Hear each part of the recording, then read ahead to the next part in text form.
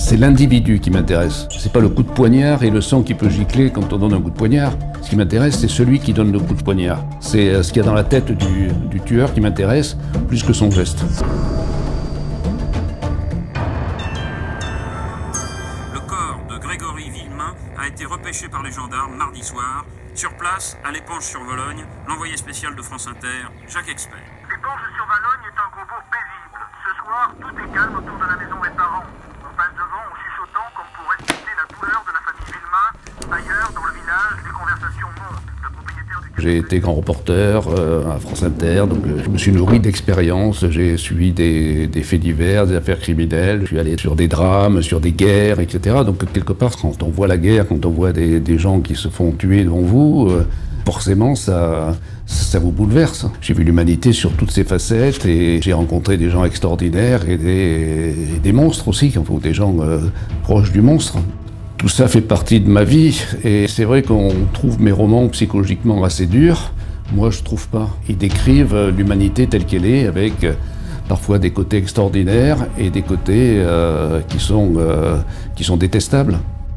Quand j'étais journaliste, je me disais pas tout ça, je vais le transformer un jour en livre.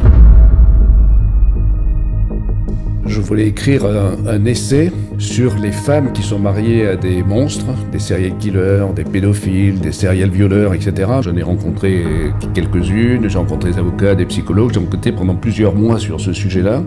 Et je voulais faire donc un essai qui était un vrai document avec des témoignages. De toute cette documentation que j'avais réunie, j'en ai fait un roman que j'ai écrit de mon côté. Et il est vrai que quand on commence à écrire des romans, on n'a plus tellement envie d'écrire des essais en réalité. Il y a une liberté, et on laisse aller son imagination, on invente des personnages, c'est un plaisir. Je crois que Jacques Expert, on peut dire que sa spécialité, c'est les faits divers. C'est aussi quelqu'un qui adore les thrillers psychologiques, décortiquer le fonctionnement humain, comprendre pourquoi et comment on arrive à tuer. Et je pense que c'est aussi ces analyses psychologiques très poussées qui font que les lecteurs aiment bien le retrouver de livre en livre. Un fait divers, c'est quand la vie ordinaire devient extraordinaire. Et c'est ça qui est intéressant, c'est comment on va au travail, on a une voiture, une famille, etc. Et puis on est pris dans un fait divers et on devient un peu le centre du monde. Et à partir de là, on n'est plus le même jusqu'à la fin de sa vie. Alors ça, c'est le dossier que j'avais constitué à l'époque où j'ai enquêté sur les femmes de monstres. Et par exemple, là, David Rameau. Il a tué Angélique, il avait eu 18 ans sous l'apparence de Monsieur Tout-le-Monde. Aujourd'hui, sa femme et tous ceux qui l'ont côtoyé s'interrogent, qui était-il vraiment?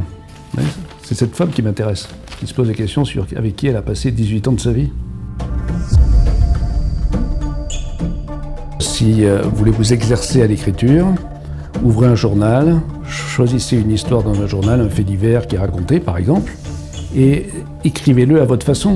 Elle peut être un peu ironique, très factuelle, mais en tout cas, c'est pas, je pense, un bon exercice. Partir d'une histoire brute et ensuite la délayer pour en faire votre histoire.